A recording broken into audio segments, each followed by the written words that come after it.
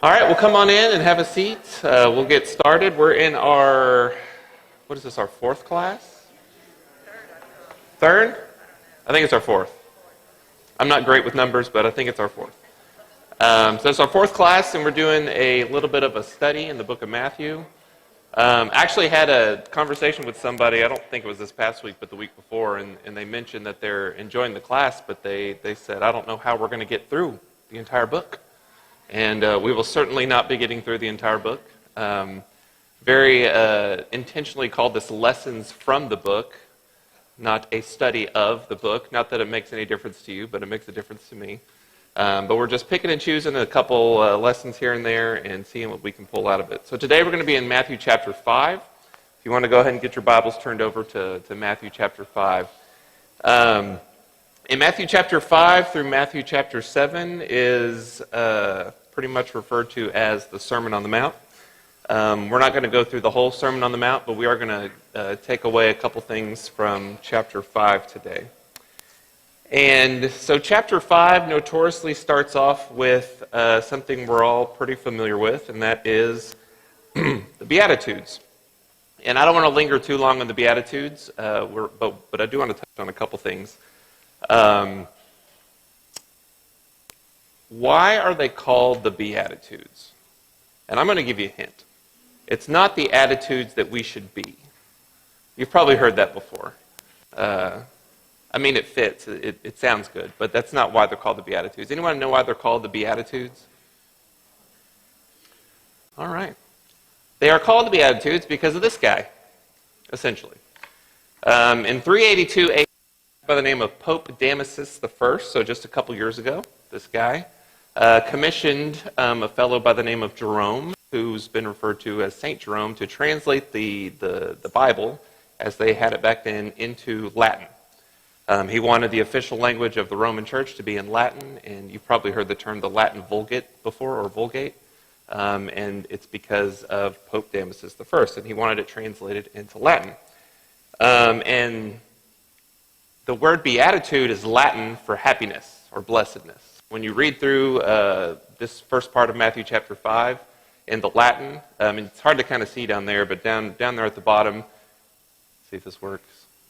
So in the English we see blessed. In the Latin it would say something like beati or beatus, and that's more or less why they're called the Beatitudes. So you can continue to tell yourself it's the attitudes we should be, because there is some truth to that, but that's more or less why we call them the Beatitudes today.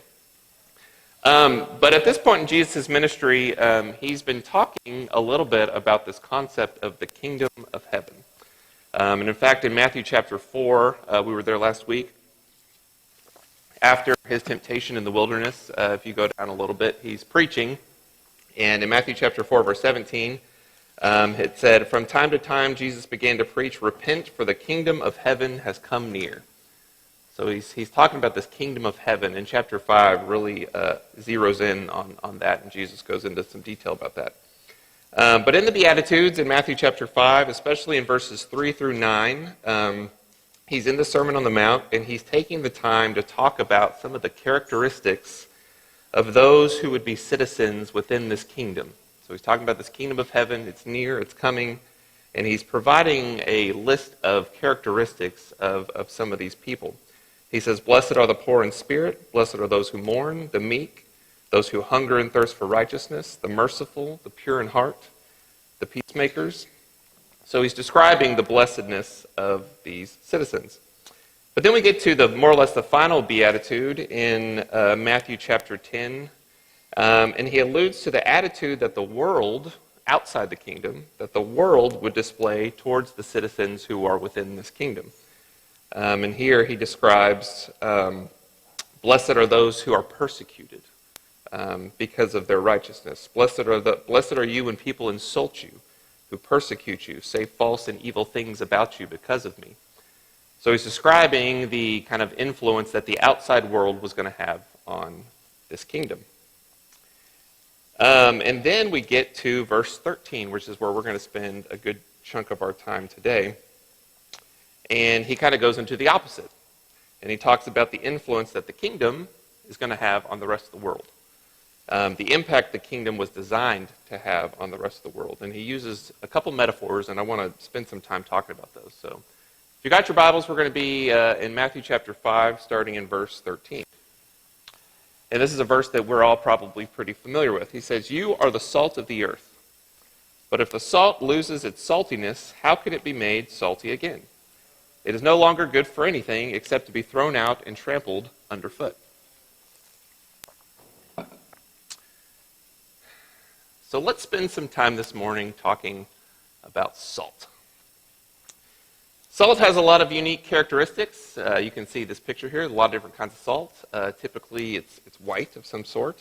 It can enhance flavor. It's probably what we use it for most. It can help preserve food. It can treat wounds. It can kill bugs. It's really good at killing bugs. I don't know if any of you got one of these. An assault rifle. Endless hours of fun for all you dads out there. I go on fly hunts, and it drives my wife crazy. But I prowl, I crouch, I turn around the corner. So how does salt help with food preservation? Any science people in here? How does it help preserve food? What does it do? Exactly. It reduces the water activity, kind of draws out the moisture. Actually, completely unrelated to this lesson, this week I was eating, this has nothing to do with my lesson, but I'm feeling generous this morning. I was eating an avocado, and Kendra said, "Hey, why don't you put some salt on that?" I've never put salt on an avocado. Some of you may do that. So I sprinkled, we have some of that nice flaky sea salt, and I sprinkled it on there like a professional. And then the kids started arguing or fighting or something, so I left the room. I was gone for about 10 minutes, and when I came back, on top of my avocado, where I'd sprinkled the salt, there was these little puddles of water underneath where the salt was, because what it does is it draws out that moisture. Now, how does salt help with the treatment of wounds? We don't really do that a lot here. Other parts of the world still do that, but how does it help with the treatment of wounds? It's kind of a similar effect. It provides a drying effect on the wound so that the growth of new tissue accelerates skin contact more quickly. And we actually need salt to survive. It's part of our dietary needs. Sodium chloride is an essential nutrient that allows our muscles and cells to function properly. And very important commodity in our world today. I think we all use salt. But it was an exceedingly important commodity in the world where Jesus was talking about this. Very important commodity in the ancient world. Because of its versatility, not only as something that could be used for seasoning, to help preserve food, treatment of wounds, salt was an incredibly important economic commodity as early as 3000 BC. And especially in Roman culture, salt, or as they would have called it, sal, in the Latin, Rome would have been speaking Latin. So sal, S-A-L, that's what they would have called it. That's where we get our word for salt today. And it was so important to the Roman culture that the Roman government, if you were in the Roman army, you would have been given a special salt stipend, essentially, a payment to be used for salt, so that you can go buy salt, you'd carry it on your person, and you could use it for seasoning and treatment of wounds. And they called that salt stipend a salarium. Now, that pronunciation was spot on, for those of you who are wondering. But you Texans would probably pronounce it salarium. It's where we get the word salary from, this idea of this salt stipend that the Roman army would get. But in this period of time, salt would have come from a variety of different places. Salt would have come from salty seas and marshes, salt mines. Essentially what they'd do is they'd get salt water or these shallow ponds, let the water evaporate out, collect the salt. Certain plants like seaweed and kelp, you can get salt from that. They would gather it, they'd burn it, and then you boil the ash and it would leave salt behind. But in Israel, salt would most commonly come from the Dead Sea. And this is a picture of the Dead Sea today. This is not a historically accurate picture. They didn't have excavators back then, to my understanding. But the Dead Sea would have salt quarries along its shores, and they would mine salt that way. And still today, a lot of salt quarries along the shores of the Dead Sea.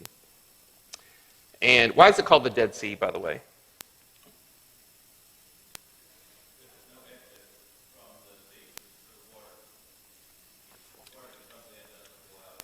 Well, yeah. That's not what what I read, and I think that's probably a good explanation as well. But what I read is the salt content is so high that no life can exist within its waters. They call it the Dead Sea. But a lot of salt quarries along the shore. So today, the Dead Sea has a salinity of 34.2%. And you're all like, wow, that's a high salinity. Because we're all very familiar with salinity percentages. I am not. That number doesn't mean anything to me. The number that does mean something to me is that's roughly 9 times higher than your typical ocean water.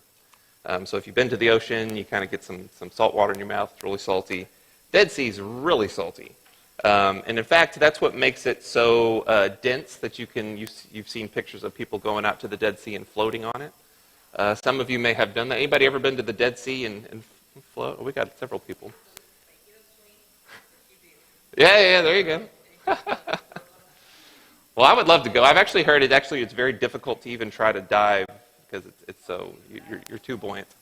But I specifically remember my parents floated on the Dead Sea, and I remember with very much specificity because it was June 2014. I was in the middle of studying for my bar exam, and my parents and my in-laws were on vacation in Israel together.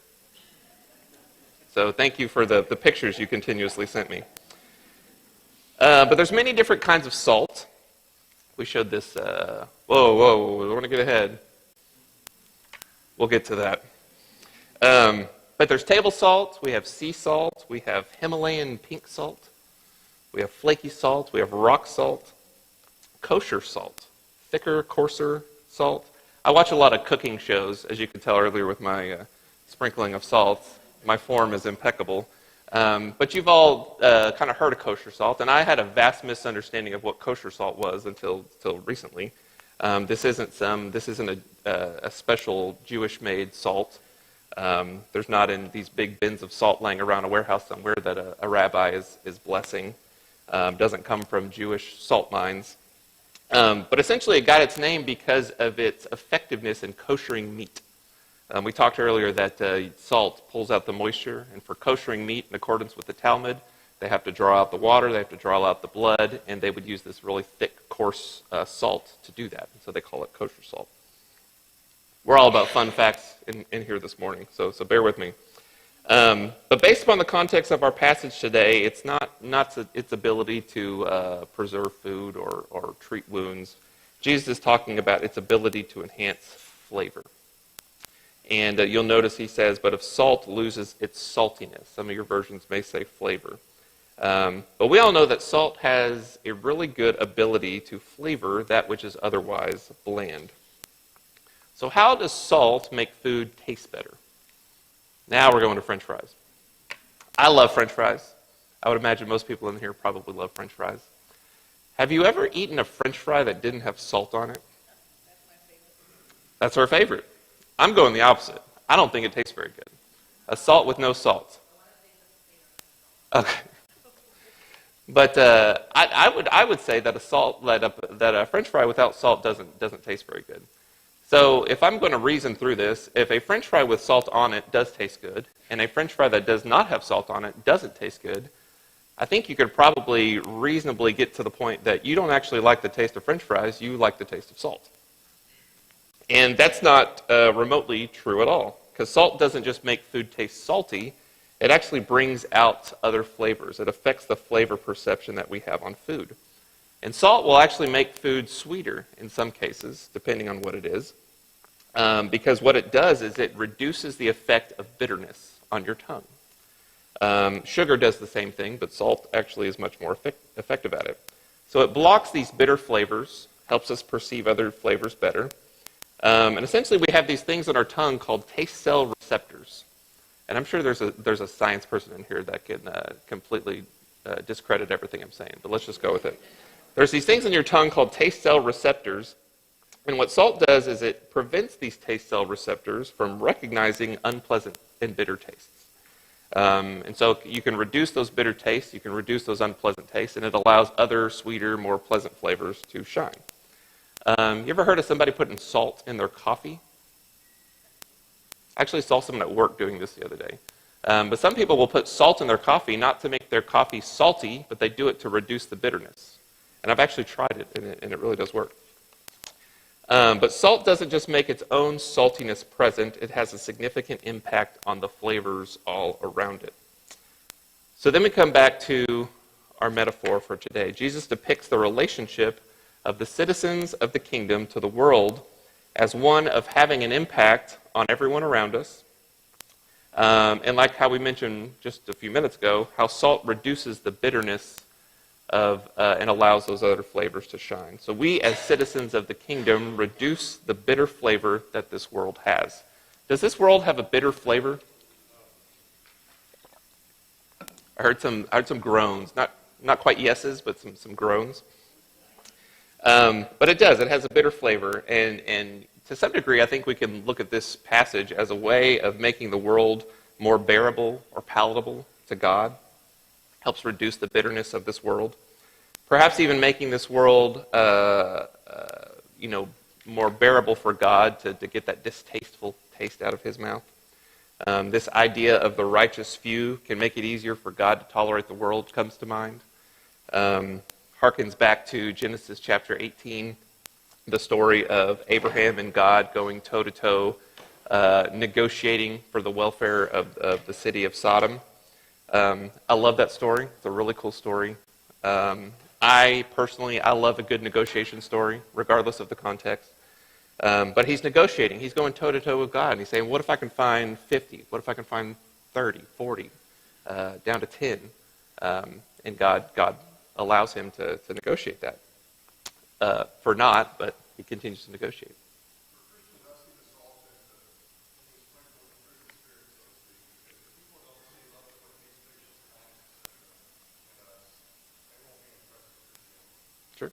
Sure. Absolutely. But he's warning us against, in the passage here, so we've talked a lot about salt. We're past salt factoids this morning. I'm really good about presenting information that has no relevant information, relevancy in your life. But we're going to try to do some application here. So Jesus is warning us against our ability to flavor this world. So let me ask you this. Can salt actually, and I'm talking about physical salt, can salt actually lose its flavor? So think of that container of Morton's that every single one of you have in your house.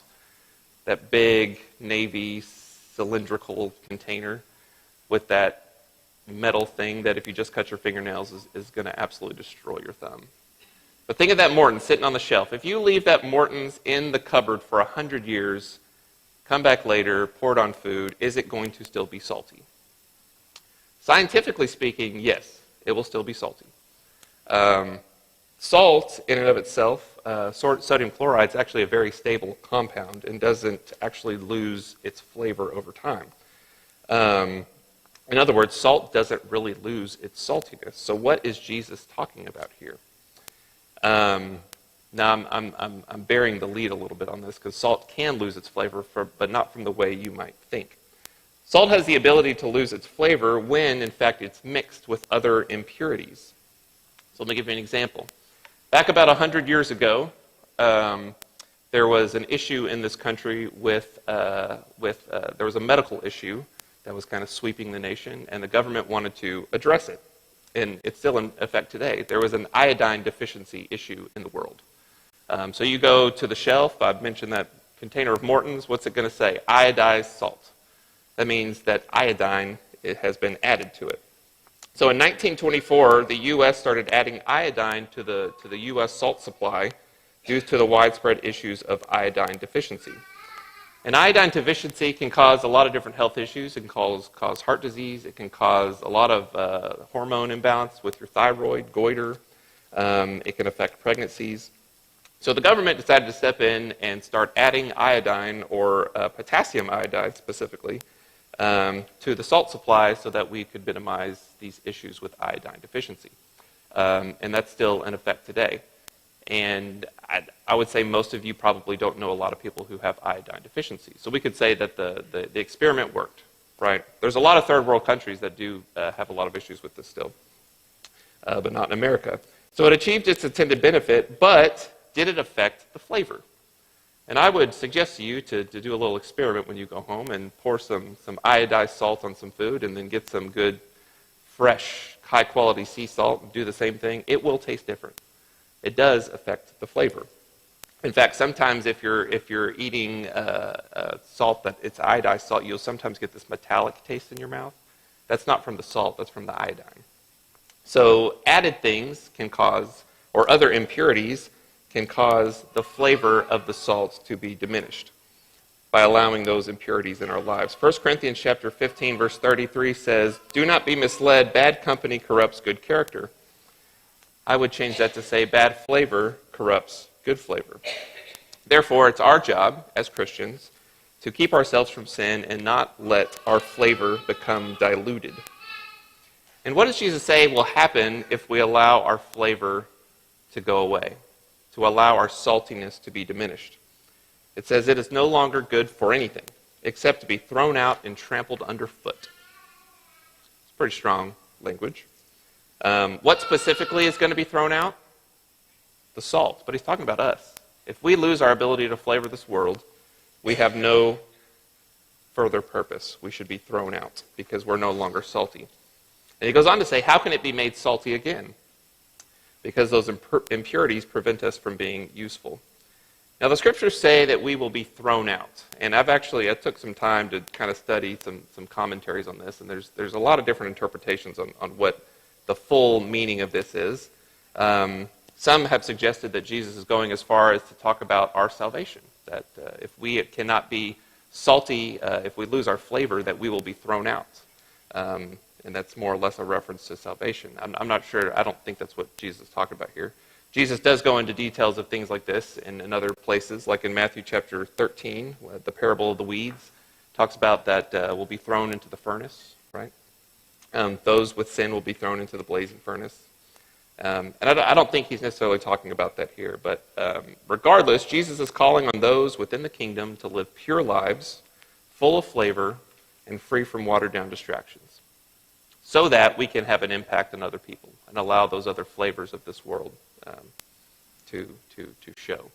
And I actually like that analogy. My whole life when I've read this, it's, you can kind of look at it if, this idea of the salt sitting on the shelf and being reclusive and not being of the world and not being in the world, and, you don't have that effect that way. But I think what he's talking about is not allowing those impurities to come into our life.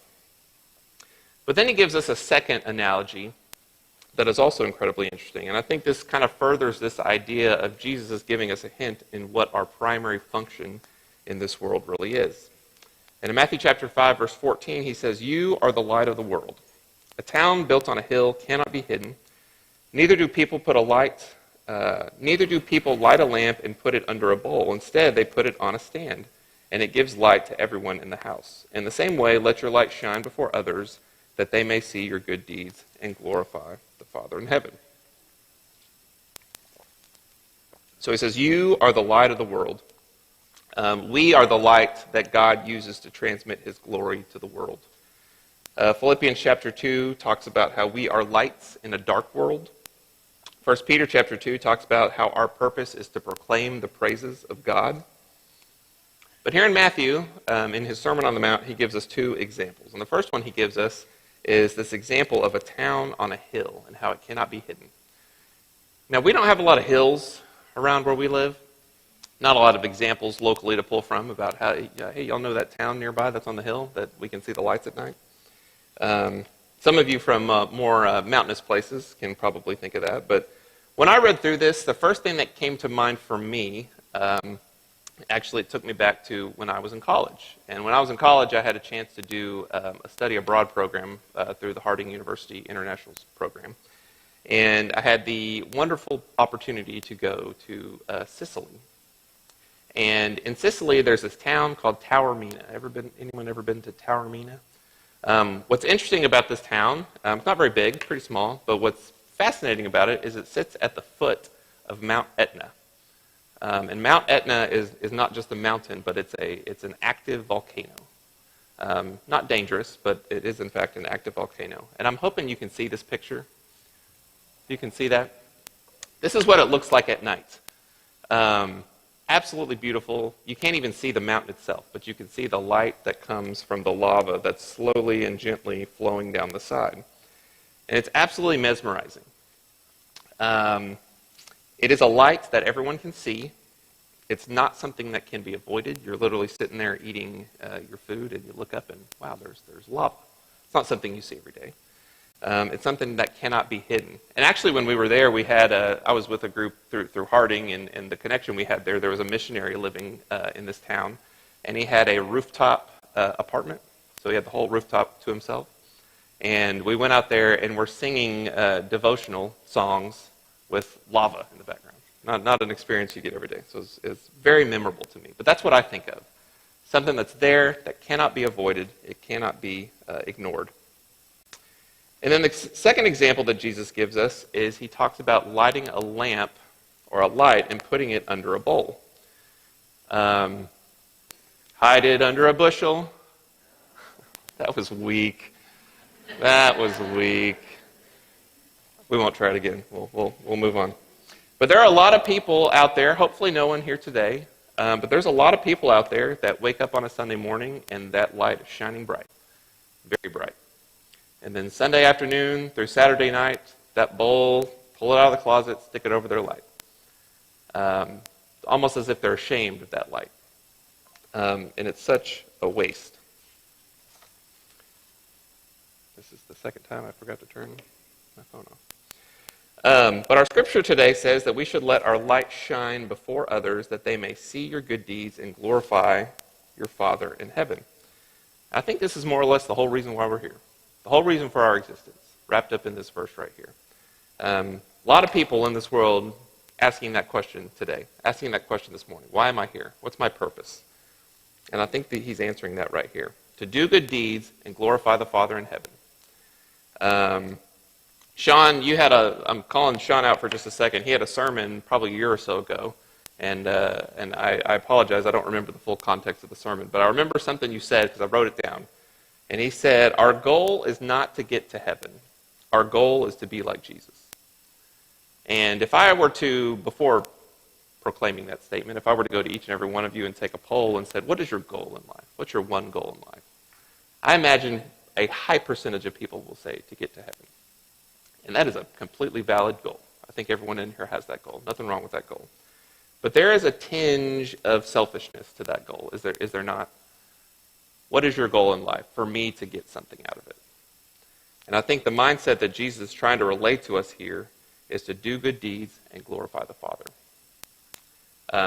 We're going to get to heaven. Those things will take care of itself. We've been made promises by God that our salvation is secure if we can glorify him and do what he's asked of us.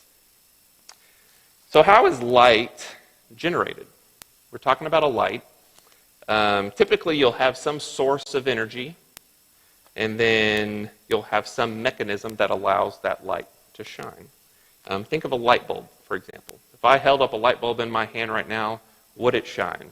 No, it's just a light bulb. It's just glass and filament and whatever else is in there. It needs that light source to shine. So when he says, you are the light of the world, is he saying that you are a light? Or is he saying you are a mechanism for a source of light? We are not a light in and of ourselves. Ephesians chapter 5, verse 8 says, for you were once in darkness, but now you are the light in the Lord. John chapter 8, verse 12 says, I am the light of the world. Whoever follows me will never walk in darkness, but will have the light of life. So we are not the light in and of ourselves. God is that light. Jesus is that light, and we are more a reflection of that. I saw one commentary talked about it. It said that we're luminaries, and that sounded pretty fancy, so I thought I'd share it with you. But we are luminaries reflecting the one true light that is God. Kind of like how the moon reflects the sun. I was pushing my garbage out this week, and it was probably 11 or so at night, pretty late, and the moon was just exceedingly bright. We had a full moon this week. It was beautiful, and it was there was light everywhere. And it's funny to think about people for centuries and centuries and centuries and centuries had no idea why the moon would shine so bright. and they thought it was a light source in and of itself. They had no idea that it was actually a reflection of the sun on the other side of our world. But more or less, we are the moon to God's sun. That's my one pun for the day. Okay, you get one. We are the moon to God's sun. 2 Corinthians chapter 4, verse 6 says, "For God who said, 'Let light shine out of darkness,' made his light shine in our hearts, to give us the light of the knowledge of God's glory displayed in the face of Christ." So again, God is that light. Jesus is that light. So who's the source? God is, and we are a reflection of that. But we essentially have two responsibilities in this endeavor as being lights in this world. Well, for one thing, we have to be visible. You think about his analogy where he's talking about the town or the city on a hill, and he talks about that lampstand. Can you have a town on a hill and it not be lit? Sure. It can be there. It can be visible. But it also has to radiate. It has to give light. So in other words, there's really two responsibilities as Christians we have in this regard. We have to be visible. We have to be out there. We have to be seen. We can't be hidden under a bowl. We can't be on a hill without any light, because we also have to radiate. We have to give light. And this is the principle of the idea of the lamp itself. Same thing with a lamp on a lampstand. Can you put a candle on a stand and it not be lit? You can see it, kind of, depending on how much other light's in there. But in order for it to be useful, in order for it to fulfill its purpose, it needs to radiate and give light. Don't put it under that basket. And it's not just bugs that are attracted to light. People are also attracted to light. By the way, with bugs, I talked about my assault rifle earlier. In order to use it effectively, if you can turn like all the lights off in one light, they'll go right to it. Easy shot. But if I were to turn off all the lights in this room, and it would be difficult in here because there's just an inordinate number of windows in here. But if we were to cover all the windows and made this room pitch black, you couldn't even see the hand in front of your face. And if I had a flashlight and I shined it up on the ceiling, every single eyeball in this room would immediately look at it. And why is that? Well, it's because we're attracted to light. People are desperately drawn to the light. And Jesus is telling us that it's our duty to make sure that other people see that light. That's a big responsibility, but it's one that Jesus has given us. Okay. I want to move on to the next portion of the passage here. And in verse 17, he takes a little bit of a turn into a different direction. So up until this point, Jesus has been describing the citizens of the kingdom. He's talked about, in the Beatitudes, he talked about their character and their blessedness in verses 13 through 16 with the reference to the salt and the light. He's talking about their influence on the world. And in this next section, starting in verse 17, he begins to talk about the righteousness of the people within this citizenry. And he specifically contrasts it to the righteousness of the scribes and the Pharisees. And he begins this portion of his sermon by correcting any false impression that there may have been about why Jesus would have been there. You can probably think that he's going around, preaching, and he's amazing the crowds. And there's probably some chatter going on about why Jesus was here. Had he come to destroy the old law? Had he come to completely contradict the old law? And so Jesus is going to address that. So in verse 17 he says, "Do not think I have come to abolish the law or the prophets. I have not come to abolish them, but to fulfill them. For truly I tell you, until heaven and earth disappear, not the smallest letter, not the least stroke of a pen will by any means disappear from the law until everything is accomplished. Therefore, anyone who sets aside one of the least of these commands and teaches others accordingly will be called least in the kingdom of heaven. But whoever practices and teaches these commands will be called great in the kingdom of heaven. For I tell you that unless your righteousness surpasses that of the Pharisees and the teachers of the law, you will certainly not enter the kingdom of heaven." So he came not to destroy, but to fulfill. And you can probably imagine, I mentioned earlier, there's probably a lot of chatter going around about what Jesus was there to do. Was he there to completely disregard the old law? Was he going to put the old law in a negative light? And in verse 17, he uses some pretty strong language. He says, "I did not come to abolish the old law. Some versions will say destroy. And literally what he's saying, the word for abolish or destroy here, it means to destroy utterly or completely overthrow. It's very strong language. And he's like, I'm not here to do that. Contrary to that, he says that he was here to fulfill the law and the prophets. Now, the old law foretold the coming of the Messiah. We talked in our first class in here. There's about 330 some odd prophecies making reference to Christ that's found in the old law. And the old law actually foretold the coming of this kingdom that Jesus is talking about. And he proclaimed that he is the fulfillment of that, or that the fulfillment of that is now at hand. But the old law also foretold the establishment of a new and or a different covenant. Jeremiah 31 talks about that. And then obviously Hebrews chapter 8 kind of solidifies that. So until the old law and the prophets were fulfilled, Jesus taught that the law would be as permanent as the heavens and the earth.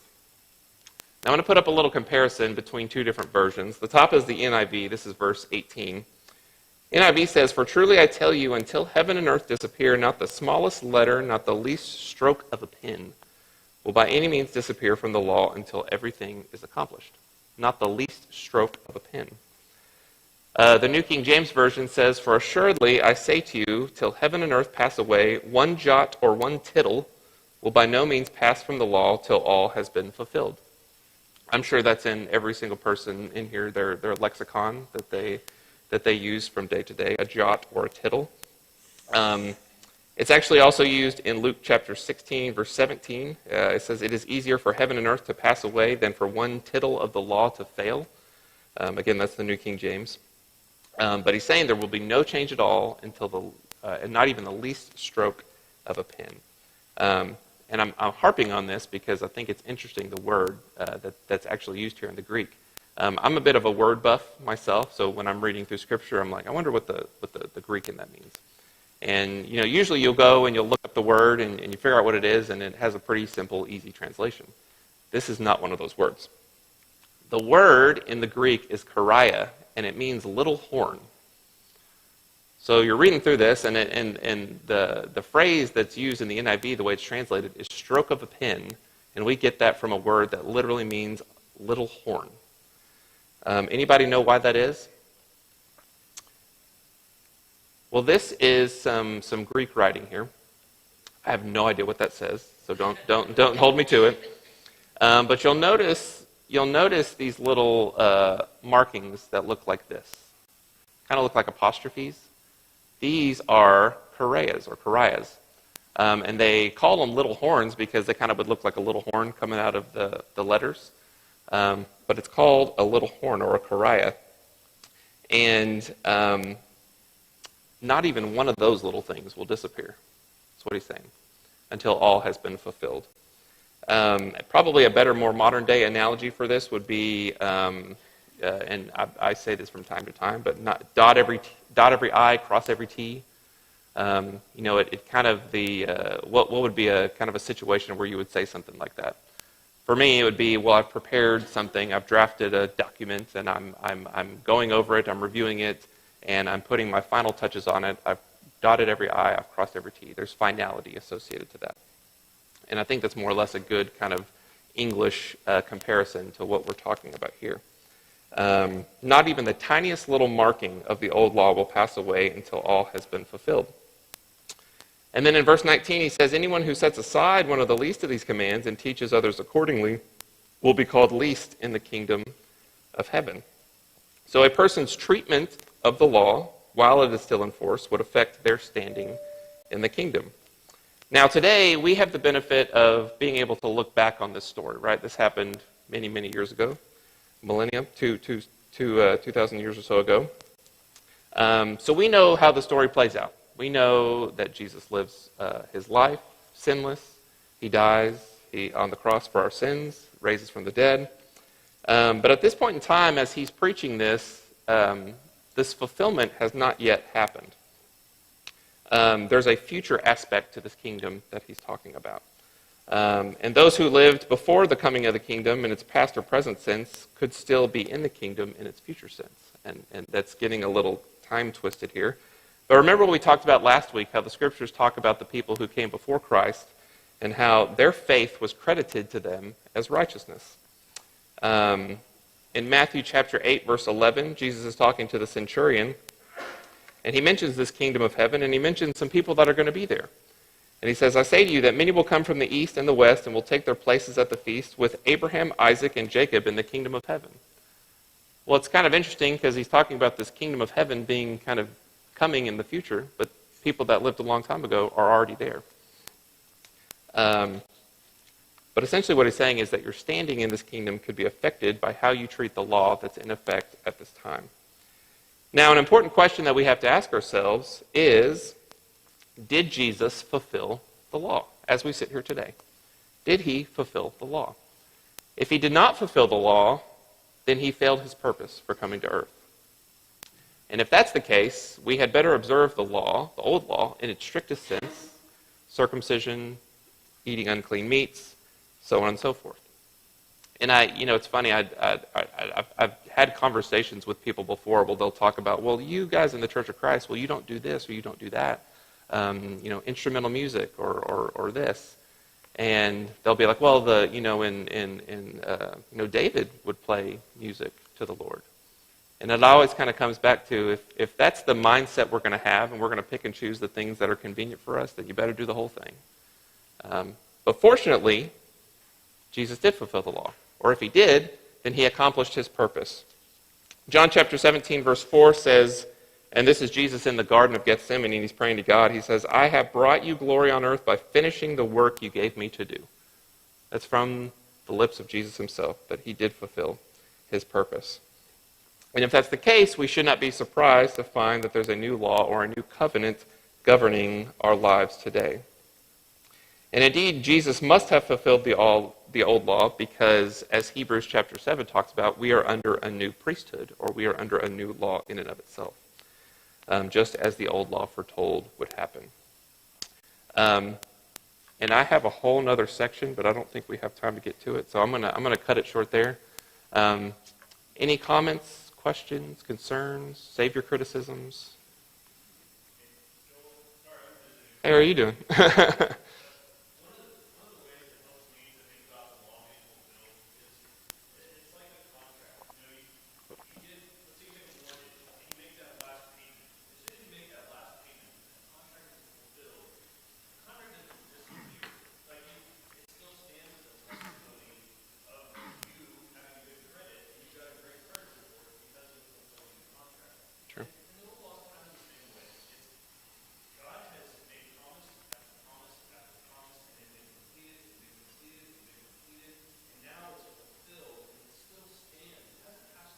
Sure.